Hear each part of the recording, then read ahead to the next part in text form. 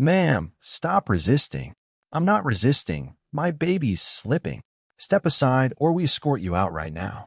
Her voice trembles louder than the airport announcements. Grace Miller, 29, one arm wrapped around her sleeping infant, the other gripping a worn baby bag, stands surrounded by two security officers in blue uniforms beneath the bright TSA checkpoint lights.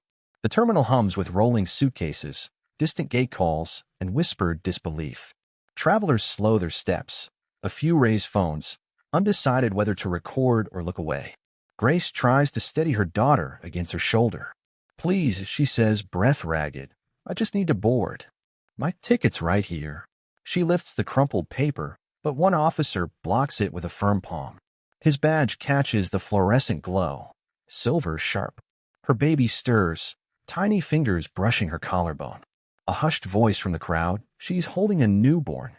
Let her speak. But the officer's tone stays hard. You've been warned. Step aside. Final request. Grace's heartbeat becomes the loudest sound in her world. She spent the last of her savings on this flight to Knoxville, where a job, an apartment, and the chance to rebuild life waited. But a boarding agent flagged her ticket as suspicious. Though she bought it legally, her name printed clear.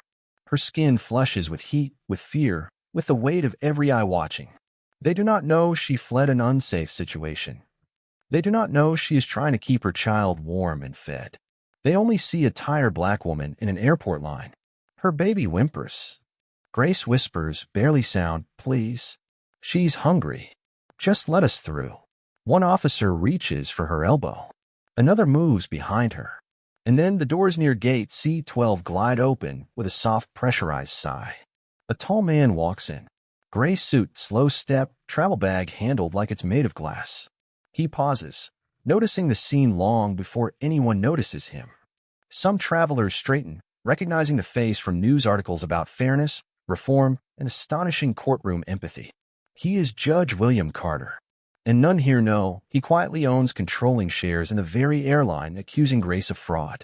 His gaze locks on Grace, on her child, on the officer's hands closing in. Something is about to shift. Grace does not know it yet. But 30 seconds from now, the entire terminal will be holding its breath. Enjoying this? Tap subscribe for tomorrow's story. 30 minutes earlier. The automatic doors at departure slid open, and warm Texas air gave way to icy conditioned chill.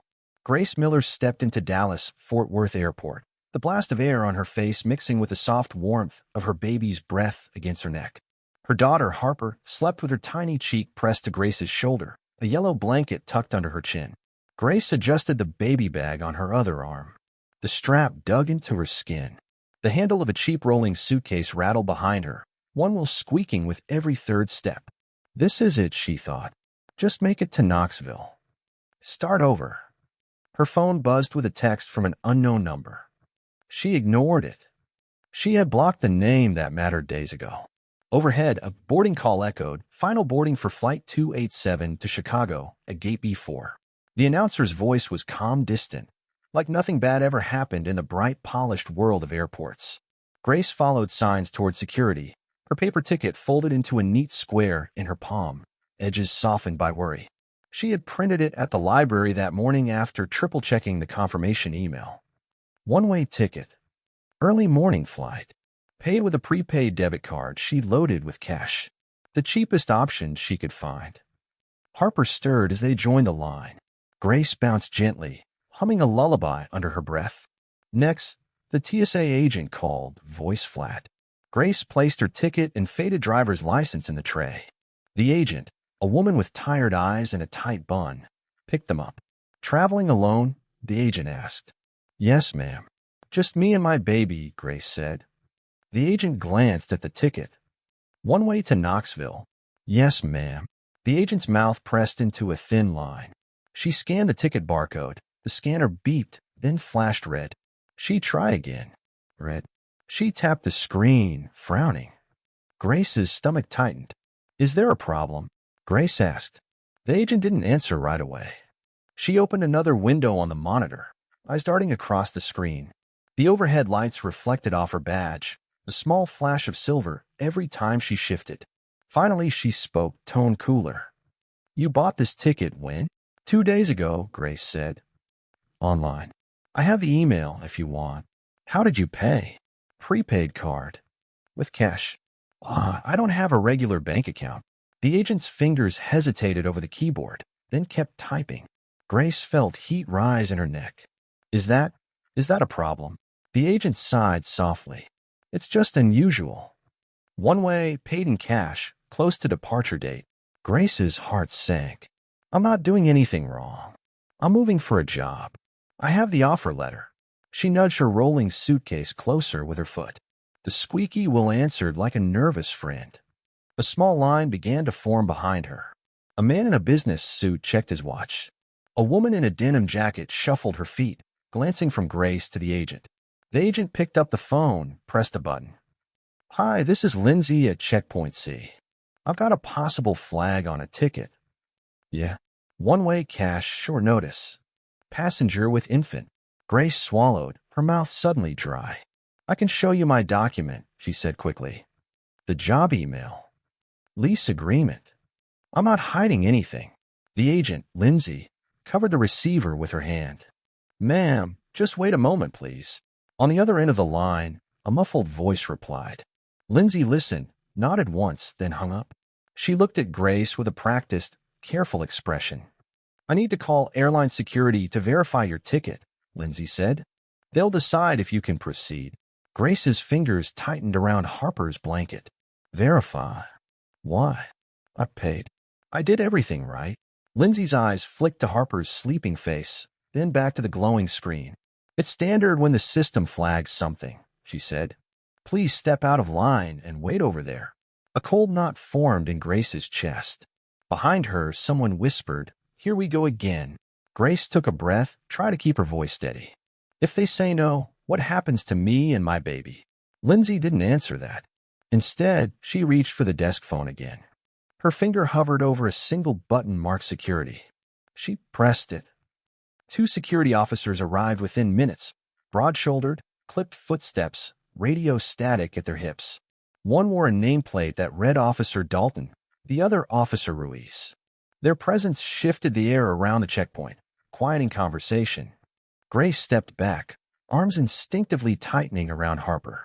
The baby stirred with a soft sigh. Lindsay handed the officers Grace's ticket and ID. System flagged it. One-way cash purchase. Passenger claims relocation for work. Claims. The word stung. Grace breathed slowly, keeping her tone even. I'm moving to Knoxville for a new job. I have proof. I'll show you anything you ask. Officer Dalton studied her a moment. Expression unreadable, posture squared. Ma'am, we need to run this through airline fraud checks. It could take a few minutes. Please remain calm. A few minutes. Grace nodded. But those few minutes stretched like thin ice under her feet. Harper woke fully now, soft cheeks flushed, lips puckering into a hungry whimper. Grace reached into her bag for a bottle. Formula powder, a clean bottle, a pre-filled water pouch. Her hands trembled as she mixed. Please don't cry, baby. Not now.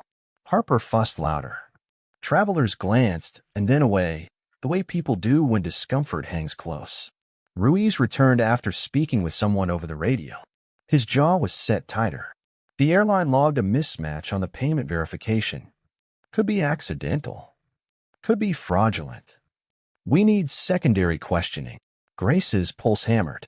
It's not fraudulent. I swear to you. I bought that ticket with money I earned. I understand, Dalton said calmly, though something wary remained in his eyes. But procedure requires additional steps. We'll take you to a separate area. Separate area. The words made her legs weak. I didn't do anything wrong. Please don't take me somewhere away from people. I just want to fly to Tennessee. Ruiz exhaled. We're not detaining you, ma'am. Just moving you for review. But Grace had heard enough stories. People misplaced in process, voices unheard until too late. Her fingers shook as she held Harper, bottle now secured, warm against the infant's mouth. A woman nearby spoke softly, almost timidly. Just let her talk. She has a baby. Isn't there another way? Ruiz pretended not to hear. Dalton stepped closer. Ma'am, come with us. Grace looked from officer to officer, then to her sleeping daughter, now feeding quietly, unaware of tension tightening like rope. She swallowed fear. If I go with you, will you let me call someone? My future employer? My sister? Anyone who can verify this? Dalton hesitated. Only a moment. We'll see what's necessary once we begin. Not yes, not no, just the gray that leaves hope confused. Grace lifted her suitcase by its squeaky handle. The wheel wobbled, loud in the hush. She followed them out of the checkpoint line, past travelers shifting awkwardly out of the way. Harper's small hand opened and closed against Grace's shirt, tiny, fragile trust pressed into her chest like a vow. They entered a quiet side room with frosted windows and a humming vent overhead. Dalton closed the door. The click echoed like a seal. Harper burped softly. Grace steadied her breath. I'll answer anything.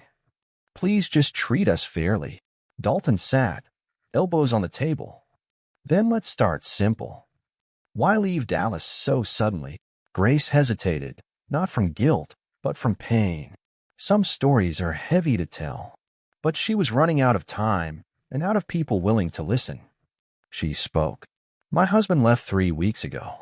Rent fell behind. The job offer in Knoxville is my only chance. Ruiz's brow lifted, surprised, doubt, something mixed. Dalton nodded slowly. We'll verify it. He stood. Grace's heart fell. Ruiz approached her. He reached for her boarding documents. And outside the frosted glass, footsteps stopped. Staring in, a man in a gray suit, watching everything. Grace did not see the man at first, only Ruiz's hand reaching carefully for her papers, the quiet drip of tension filling the room like water in a sealed jar. But then a shift of movement reflected in the metal edge of the table caught her eye. A figure stood beyond the frosted glass, still, observant, like someone reading a room without stepping inside. He was an airport staff, not security. Not a passenger eager to rush on. His posture carried something different. Authority without urgency. Calm with weight behind it. Judge William Carter. Grace didn't know his name. Not yet. But something about the way he watched, hands folded lightly behind his back, made the moment feel tethered to more than routine protocol. Dalton followed Grace's glance. Then the door opened with a soft, polite push. The man stepped in. Good morning, he said, voice steady, deep, unhurried. Is there a concern here? Ruiz stiffened. Dalton rose halfway. Sir, this is a private security review. We're cleared to handle it. The man nodded once, acknowledging authority, but not bending to it. His eyes moved to Grace, really saw her. The baby. The exhaustion. The trembling effort to stand with dignity. Understood, he replied. I only ask because I watched the exchange outside. The passenger appears distressed, and the child, his gaze softened for a fraction, is very young. Grace swallowed. I'm just trying to board my flight, sir. Dalton's tone remained cautious. Sir, may I ask your relation to this passenger? No relation, he answered.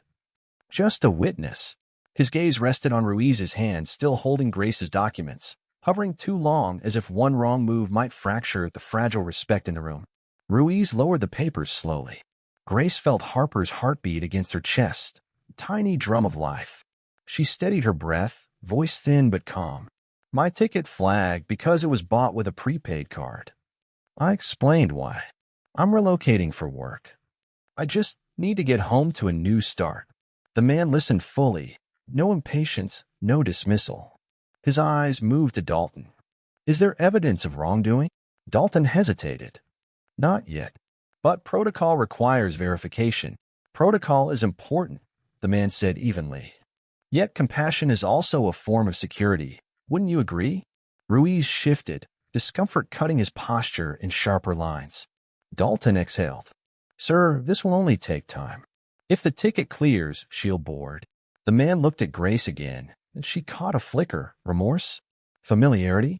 Something unspoken that hinted at a deeper stake.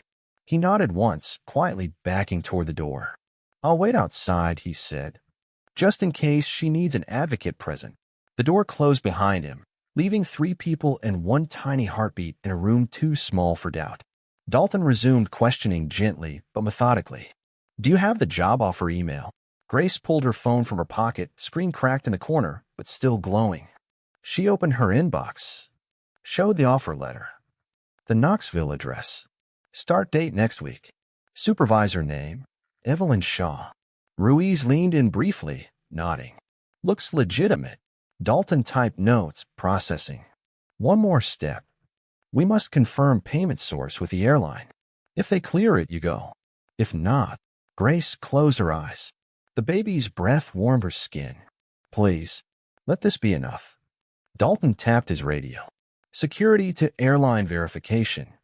We need clearance on passenger Grace Miller, Knoxville one-way. Static answered. Then a voice crackled through. Hold a passenger. Airline ownership requests presence at the review room. Dalton frowned. Copy that. Ownership. Ruiz stared at the door. Grace's heart stopped and then ran. Someone powerful had just entered the equation, and he was already standing in the hallway. Ruiz lowered the radio slowly, as if the meaning of those words needed space to settle. Ownership. Dalton shifted, recalculating posture and tone in real time. Did they say ownership requested presence? As in, someone from the board? Ruiz nodded, uncertain. That's what I heard. Grace's pulse stuttered. Her baby slept again, tiny breaths brushing her collarbone, unaware of the weight suspended over them. Dalton straightened his uniform, squared his shoulders. We continue protocol until further direction. Grace's voice was small, but steady. Sir, what does that mean for me? It means someone high up wants to review this personally. Personally. The word was both terrifying and hopeful. Dalton returned to the desk, hands poised above the keyboard. While we wait, let's confirm the last detail. You said Knoxville is your new residence. Do you have an address? Grace reached into her baby bag and pulled out a printed lease application. Slightly wrinkled, but legible. Her signature, dates, monthly rent. She slid it across the table. Ruiz reviewed it with a slow nod. Everything lines up. Dalton agreed, but did not dismiss the hold. Procedure was the wall between fairness and error, and he clung to it carefully. The minutes stretched. Grace rocked gently, humming again, soft as a prayer. The vent hummed overhead, blending with her tune like two threads in the same weave. Then footsteps returned. Measured, unhurried. The door opened without haste. The same man from a hallway stepped inside, gray suit, composed expression. Behind him, a junior airline representative followed nervously, clutching a tablet to her chest like a shield. Dalton stood. Ruiz followed. Grace remained seated, afraid movement might break what balance existed. The suited man spoke with quiet authority. I'm William Carter. I oversee key decisions for this airline. Dalton exchanged a quick glance with Ruiz. Grace blinked, stunned. The man who had watched silently was not just a witness. He was the owner, or close enough to it to sway whatever happened next. Carter approached slowly, eyes warm but searching. I'd like to ask a few questions myself, if the officers permit. Dalton gestured respectfully. Of course, sir. Carter turned to Grace. Ms. Miller, you paid cash for this ticket. Was that because of limited banking access? Yes, sir, she replied. I left my home quickly. No joint account. No savings account. Only what I had in cash. He nodded, thoughtful. And you're relocating for employment? She showed the phone, the email, the lease.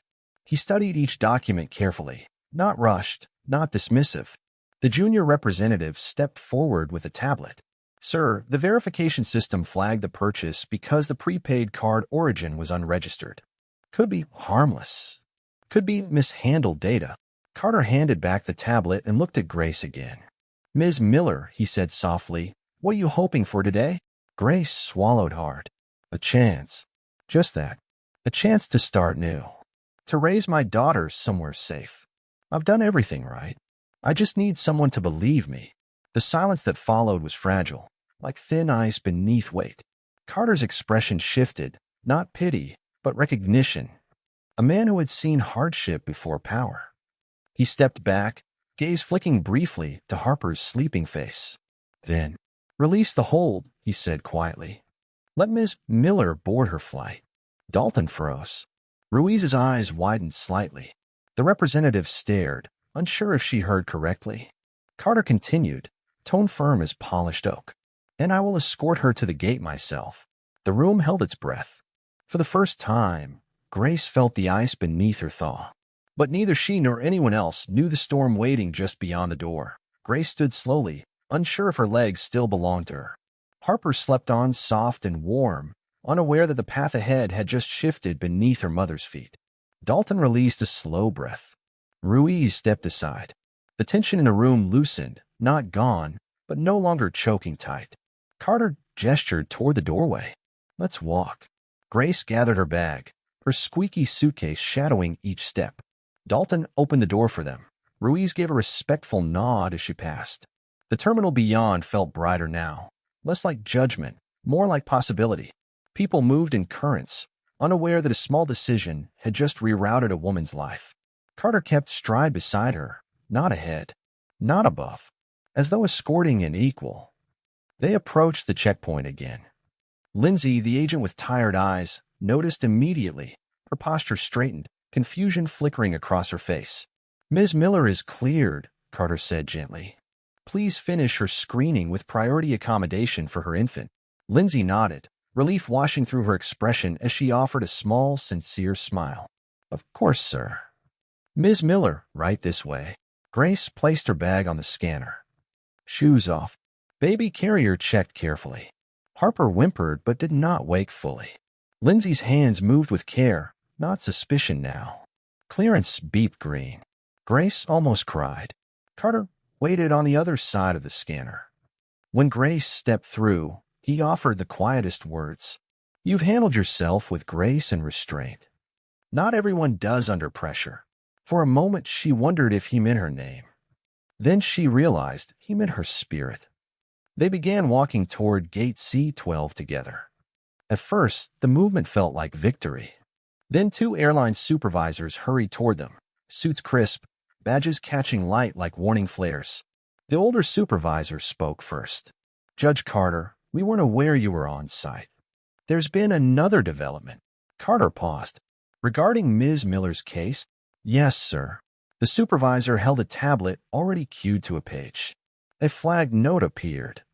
The prepaid card used to buy her ticket was connected to a fraudulent purchase last month. We believe the funds might be linked. Grace felt the air leave her lungs. Fraudulent. Linked. Impossible. The younger supervisor cut in, less confident. We don't know if she's involved. But if so, clearance may violate protocol. Carter turned to Grace slowly. Ms. Miller, did anyone help you buy this ticket? Her stomach dropped. A memory flashed. The prepaid card she bought at the corner store. The cashier who said, we only have one left. Last one in the drawer. The receipt she threw away in a hurry that day. She whispered, voice cracking beneath truth and confusion. No, sir. I bought it myself. I didn't know anything was wrong with it. Harper stirred, sensing her mother's fear like a wire pulled too tight. Carter looked at her, truly looked. This complicates things, he said gently. If the funds were stolen, even unknowingly, the airline bears responsibility if we proceed without verification. Grace felt her hope tighten like a fist. Sir, please, she breathed. I didn't know. I swear I didn't know. Carter's eyes moved between Grace, the supervisors, and the hallway that led to her gate. For the first time, uncertainty shadowed his voice. Then we must find out who did. He stepped forward, not just escorting her to fly, but stepping into the storm beside her. A judge, a mother, baby in her arms, and a ticket that might not be hers as cleanly as she believed. The supervisors waited, tablets clutched like verdicts. Travelers flowed behind them, unaware that a life-changing decision hovered in the air, thin as glass. Judge Carter spoke first, calm but firm. Before we escalate, I'd like clarity. Where did the flagged funds originate? The older supervisor scrolled, eyes narrowing. A prepaid card batch tied to a theft case in Fort Worth. Several were activated and sold before the error was caught. We only know the serial cluster. Hers falls inside it. Grace felt her knees weaken. I bought it at a corner store.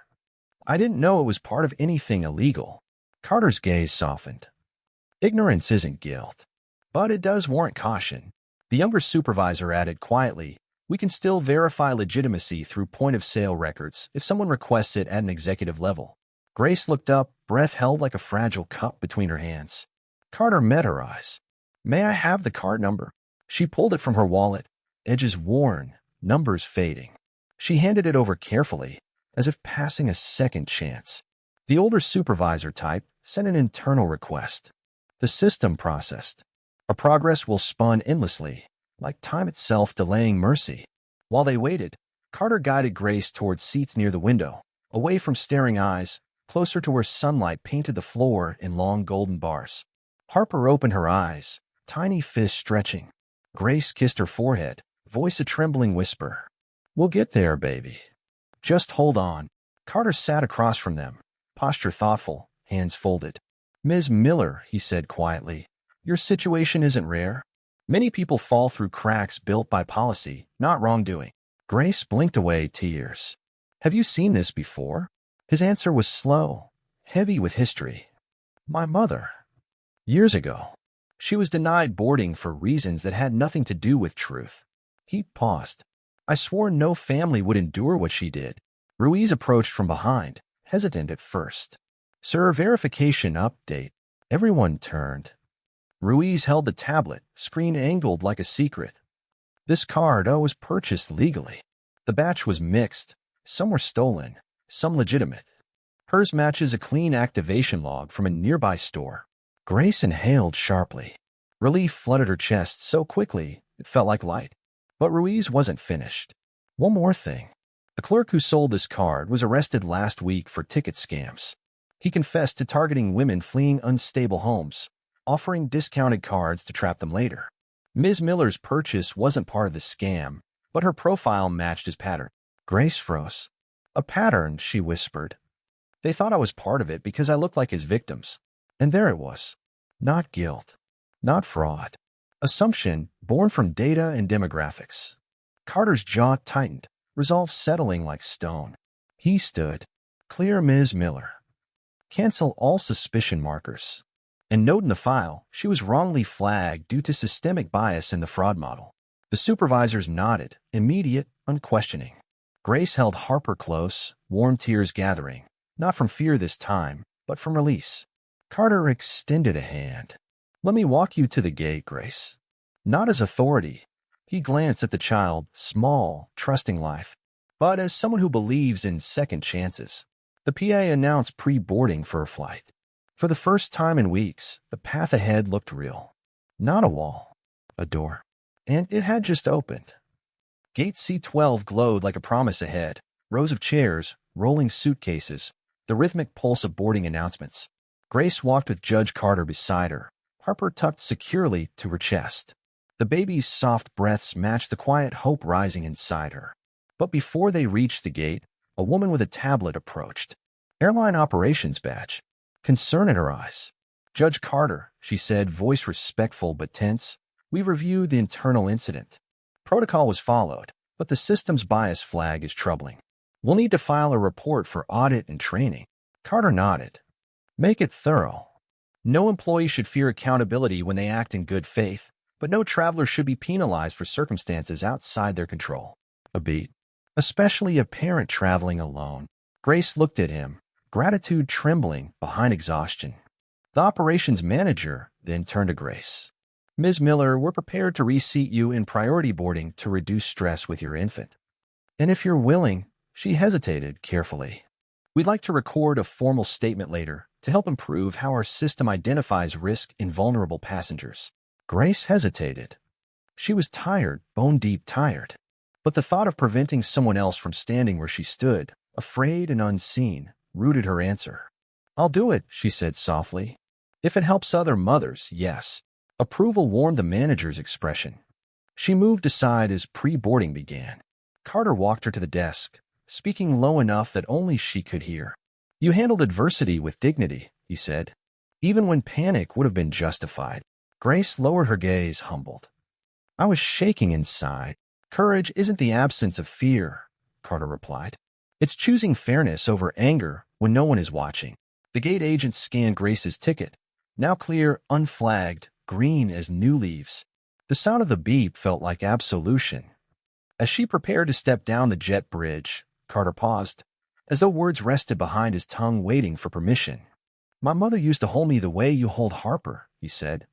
Protective, gentle, determined to leave the world better for her child than she found it. Grace smiled softly.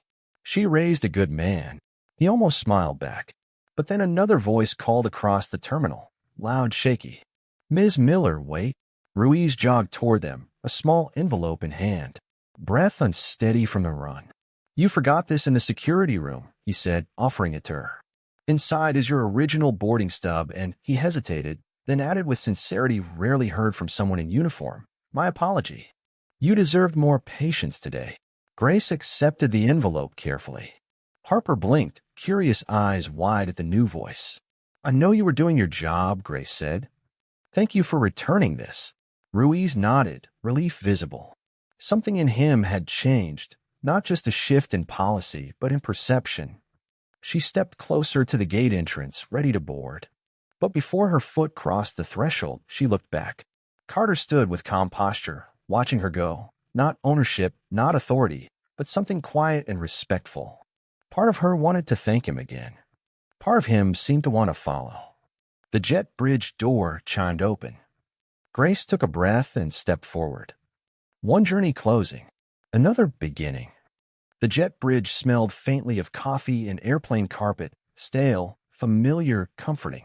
Grace walked slowly, Harper resting peacefully in her arms. Tiny fingers curled into the fabric of her shirt. Each step felt like a piece of her past falling behind her, weight dropping away like unlatched baggage. A flight attendant greeted her at the aircraft door, bright smile warm as morning light. Welcome aboard, Ms. Miller. We save you a bulkhead seat for easier access with your infant. If you need help warming a bottle or storing supplies, just ask. Grace blinked, stunned by such simple kindness. Thank you. That means more than you know. She settled into her seat, first row, extra legroom. A soft blanket lay folded there, placed intentionally, not by accident. Another small mercy. She fastened the seatbelt around both of them, gentle and secure. Harper stirred, eyelids fluttering. Grace kissed her forehead. We're going home, she whispered. Our new home.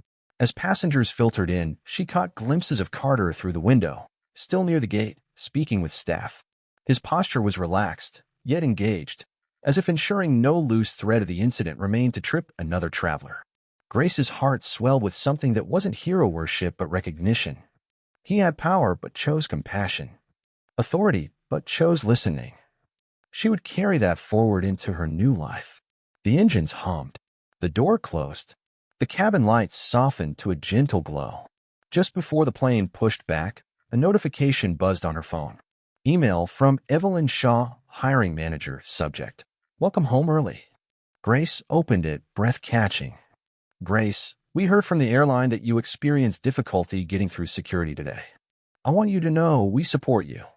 Your position stands. In fact, if you arrive early and need assistance settling in, we'll help arrange temporary housing and childcare support until you're steady. Your courage today speaks louder than any resume. Evelyn. Grace pressed a hand to her mouth, eyes wet with relief. Harper shifted again, soft and warm, a heartbeat of promise. She sent a short reply, fingers trembling with gratitude. I'll be there by afternoon. Thank you for believing in us. Minutes later, the plane began its pushback. The safety video played, but Grace watched her daughter instead, marveling at how something so fragile could carry her toward a future so wide. As wheels lifted into sky, the earth slid away beneath them, a tapestry of roads, roofs, and choices left behind. Clouds swallowed the past, and sunlight poured across Harper's cheek like blessing. Grace held her daughter close. No fear now. Only forward. Only beginning. 3 months later, Knoxville, Tennessee. Morning light spilled through lace curtains, warming the tiny rental apartment that now smelled faintly of fresh coffee and baby lotion. Outside, trees swayed with early spring wind, new leaves bright and soft as Harper's laugh. Grace stood at the counter, preparing a bottle while Harper giggled in a cushioned infant seat. The baby's legs kicked with delighted energy, chubby feet tapping the rhythm of a new life. On the kitchen table sat a framed photo, a simple one, printed from Grace's phone. She and Harper on their first day in Knoxville. No drama. No fear. Just sunlight and hope. Next to the frame lay the airline envelope Ruiz had returned that day.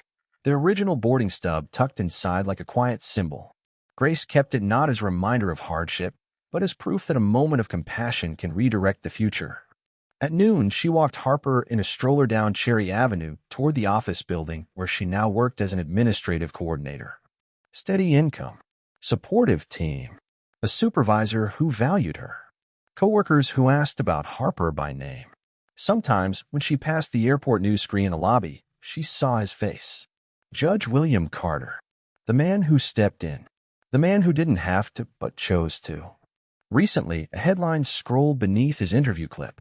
Airline revises fraud screening, new protections for single parents and low-income travelers. Grace paused that day, watching quietly, pride blooming like magnolia blossoms she saw in neighborhood yards. Policies had changed, not because of outrage, but because someone listened. Someone chose fairness. This afternoon, as she wheeled Harper into the office childcare suite, her coworker Anna waved brightly. "Grace, you're early. Want coffee before the meeting?" Grace smiled, soft, deep, the kind born from having survived something that once felt impossible. "Yes," she said. "I think today calls for the good kind."